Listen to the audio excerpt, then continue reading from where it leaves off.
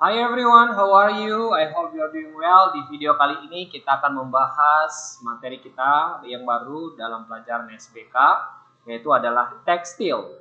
Ya, jadi apa itu tekstil, sir? Ya, jadi tekstil ini dapat kita artikan sebagai pembuatan penunan, ya, di mana secara umum tekstil ini adalah dapat diartikan sebagai barang atau benda yang bahan bakunya berasal dari serat, ya, melalui beberapa proses sehingga dapat menjadi benang, ya, di mana benang itu akan dibentuk menjadi pakaian atau kain, ya.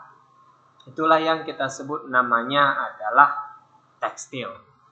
Baik, selanjutnya, jadi yang pertama itu adalah kita belajar tentang penerapan ragam hias pada bahan tekstil. Ya, jadi apa saja hiasan, ya, untuk mempermudah, ya,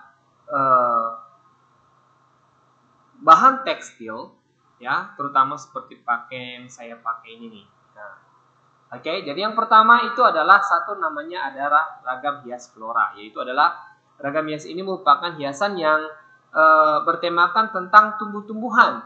Ya, contohnya seperti bunga, ya, seperti pakaian saya ini, ya. Ada daun atau akar atau ranting sebagainya, yang penting berhubungan dengan daun-daunan. Jadi sebuah hiasan yang berbentuk tanaman atau tumbuh-tumbuhan. Oke, yang kedua itu adalah hias fauna, ya, ragam hias fauna, di mana ini bertemakan tentang hewan atau binatang, ya, yang dilukis, ya, seindah mungkin menjadi karya yang luar biasa. Dan yang terakhir adalah ragam hias geometris. Jadi ragam geometris ini merupakan ragam hias berupa garis-garis, ya, atau bidang yang beraturan jika rapi. Ini akan menghasilkan hasil yang memuaskan, ya. Jadi banyak beberapa ragam hias yang bisa kita lihat dalam kehidupan kita sehari-hari, terutama dalam pakaian-pakaian kita. Ada berbagai banyak motif ragam hias yang kita bisa lihat, ya. Selanjutnya itu adalah penerapan ragam hias ini, ya, dan bahan-bahannya. Jadi terutama dulu penerapan dapat dilakukan dengan cara bagaimana cara menghias sehingga membuat seperti indah mungkin. Yang pertama itu adalah dengan cara membatik.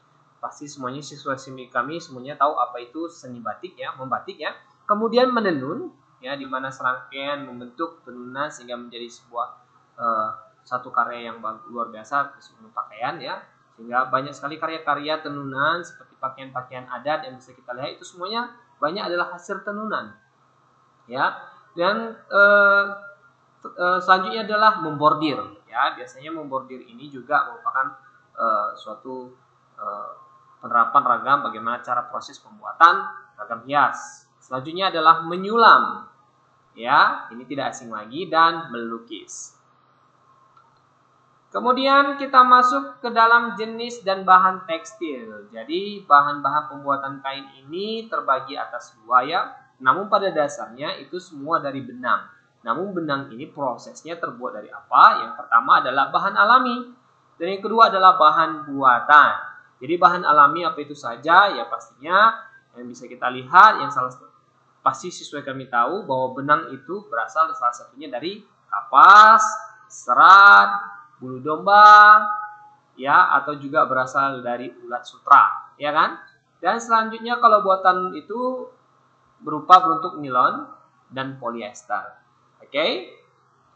Selanjutnya jenis bahan tekstil. Nah, jadi ini juga agar kita paham berbagai jenis bahan tekstil atau pakaian, ya, yang sifatnya juga berbeda-beda. Apa perbedaannya? Salah satu yang pertama itu adalah jenis tekstil atau jenis pakaian yang kita sebut adalah katun.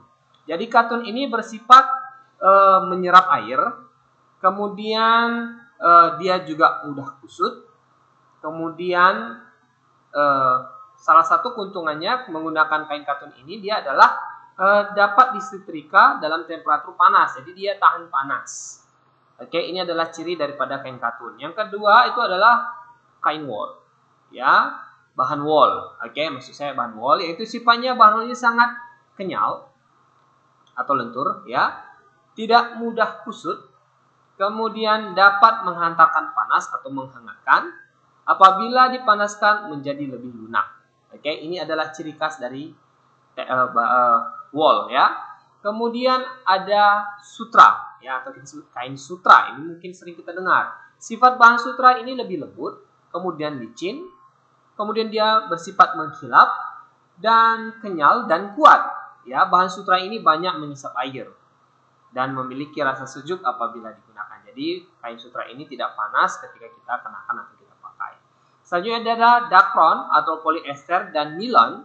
Biasanya ini pakaian-pakaian ini adalah kita bisa lihat adalah salah satu jenis yang sering kita lihat khususnya pada pakaian seragam-seragam bola atau main-main basket itu biasa menggunakan pakaian seperti ini. Ya. Jadi dia bersifat lebih tahan panas, tidak mudah kusut, ya, dan tidak perlu disetrika, ya, dan akan cepat kering. Nah, ini kalau dia pakaian dari polyester atau dari nilon. Kemudian itu adalah jenis bahan pewarna, karena tentunya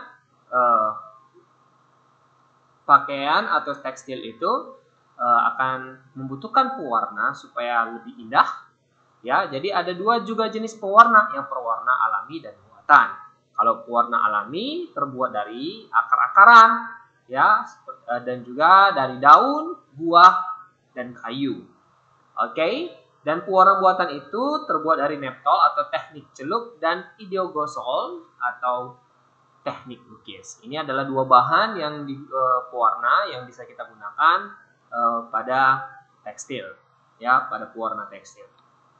Oke, jadi teknik menggambar ragam hias pada bahan tekstil sebelumnya tadi sudah saya jelaskan di depan bahwa bagaimana cara proses pembuatan. Yang pertama bisa disulam, yang kedua bisa dibatik, bisa disablon juga, ditenun, ikat, bordir, dan songket.